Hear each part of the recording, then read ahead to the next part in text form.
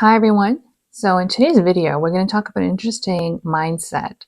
As you can tell from the title, this is about dua and asking for things that we really deeply desire, passionately want from the depths of our heart, and how that dua sometimes looks like it can backfire. So stay tuned. I'm going to be diving deep into this mindset and explaining this a little more about how we are deeply ingrained.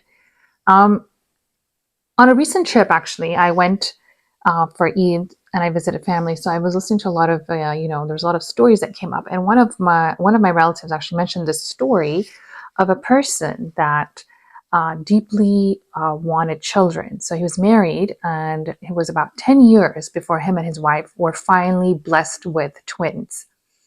And as he was telling that story, he went on to also narrate that it's been also, they were really happy, had twins, but now it's been so long and he has never been able to hold a steady job. And for a moment, obviously, when I was listening to the story, I couldn't really figure out like what was the connection, but there was some connection.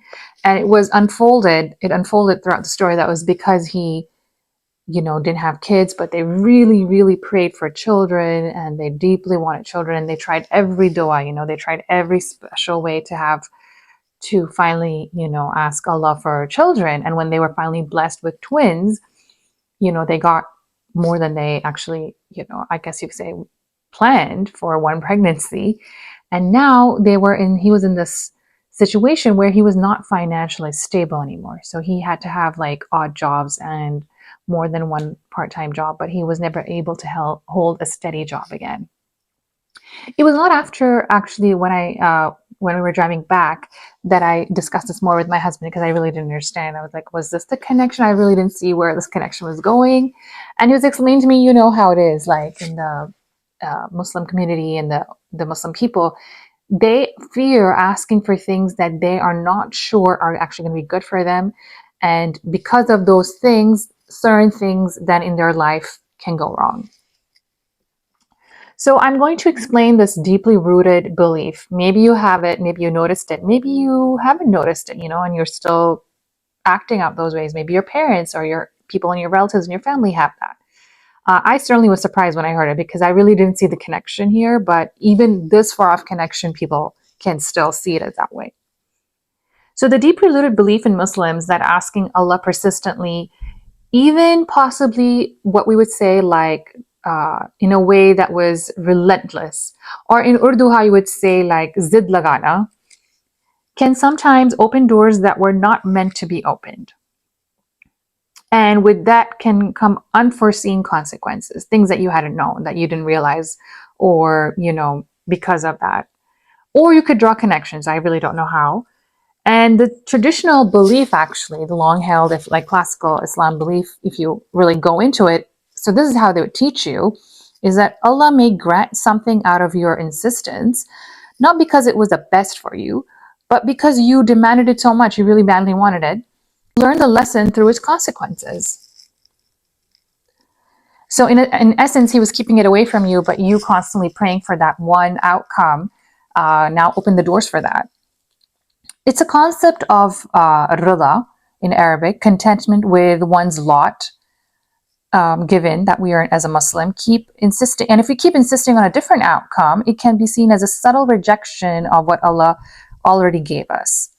I know for sure in Urdu and Urdu dramas, I've heard it, Allah ki raza mein razi hona. So rida, that's how you would say it, raza. Allah ki raza mein razi hona, whether it's like something as children, as the spouse you get, the career, your parent, like whatever, big major things in life. You can get what you wanted, but you might lose something you had taken for granted that was already there. Example, a peaceful heart, I had a balanced life, or a relationship that now unravels. And you repent and you realize that, I didn't know, Allah knows best. And maybe I was trying to write my own destiny, and I was doing and asking for things that weren't ultimately good for me. And this whole idea of arrogance that can creep in, that's what this whole Islam or Muslim scholars will try to put it, is that you don't know what is best for you. I've definitely heard maybe different versions of how this is sugar-coated. It's like, you're beseeching without true open-heartedness or surrender. And the way they will word now your du'as is, if this brings me closer to you, God, Allah, then make it easy for me. And if it's something that takes you away from me, or takes me away from you, then let it fall away, no matter how much I wanted it. So, you always have to put that as your crux and center, and you have to like sort of bargain with it, because, you know, that's the kind of Allah's mentality has. That's how the sugarcoating is happening. The message that, or the belief that is really subtly or openly, obvious to people here, is the asking God for something strongly, passionately, for our heart's desires, receiving it and then suffering afterwards mean you should have just stayed quiet and accepted what you were given. So this is a deeply disempowering and spiritually toxic narrative. This mindset that treats God as an emotionally volatile ruler. I mean, the way in essence, they thought they were like trying to sugarcoat it and make it like more happying to God. But what in essence, the way they see God is kind of reflected in how they're praying to Him. God is a very possessive, very emotionally volatile, and is, if you have to word it in a way that says, God, I'm always putting you first. I'm not taking anything away from you. I really want this. In essence, this deep thinking, it's a very heavy conditioning that we have been grown up in the way that we approach our spirituality. And of course, if you're Muslim, this has been part of your conditioning. It's kind of shown or described as being pious or humility. Go further and further with this thinking. This is where learned helplessness can also show up, which is a big case with Muslims majority in a part of the world, especially in the underdeveloped world. But also you will see it here in the developed part of the Western societies or the developed world, where the learned helplessness is very deeply conditioned, ingrained in our upbringing, in our thinking, in our mindsets. It's the idea that the less you want, the safer you will be. That if you just take what you get, never aspire or ask for more because that's greedy, then nothing will go wrong.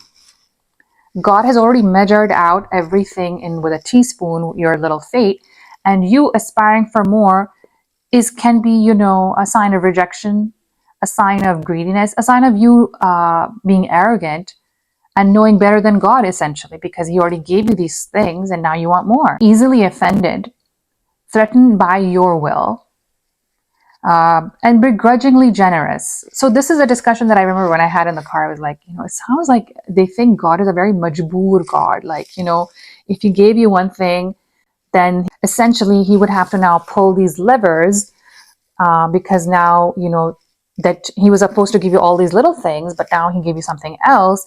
Now He has to take it away from somewhere else. That's the kind of image it plays out, like a very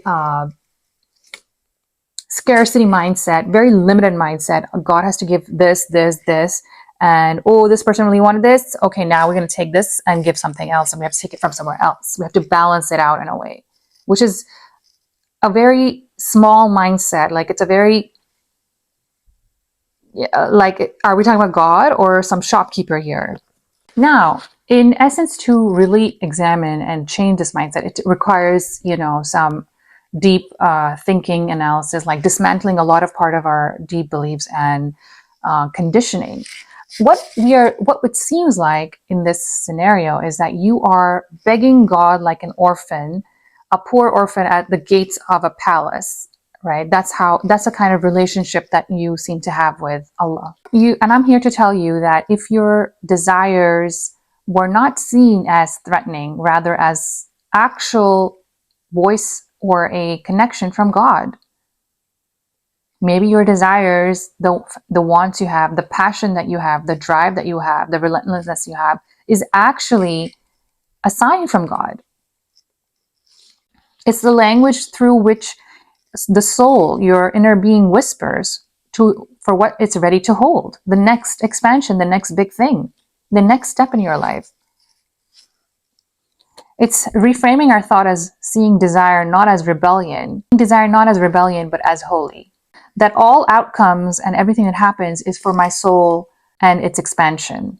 Just reframing the way we ask or, approach our relationship with God is not seeing his God as a majboor, that he can't do it. Like you're telling me the God who created the universe, this whole universe is that you've seen, which is constantly expanding, is measuring out with a teaspoon. And now that he granted you children, he can't like handle that. It's too much. He has to take back from somewhere else. I like to see that the people who have the capacity and the soul to expand, they have the capacity and the willingness, the courage to expand. Those are the people who can ask for what they actually deeply desire and have the ability, capacity to hold it, speak their desire, to boldly actually ask. Like some people can't even get to that level to boldly ask, because when they do, they're, hindered and burdened with all these conditioning and limiting thoughts. This reminds me a lot of Allama Iqbal's share, even though I didn't particularly study it, but I've heard that so many times. And I think you know which one. खुदी को कर बुलंद इतना कि हर तकदीर से पहले खुदा बंदे से खुद पूछे कि बता तेरी रजा क्या है. Raise your selfhood so high that before every decree, even God himself will ask you, what is it that you desire? In essence, reframing ourselves is not, I'm God's beggar, I'm his witness. The question to me is not, will you obey, but will you rise? With that, I'll see you guys in the next video. Bye.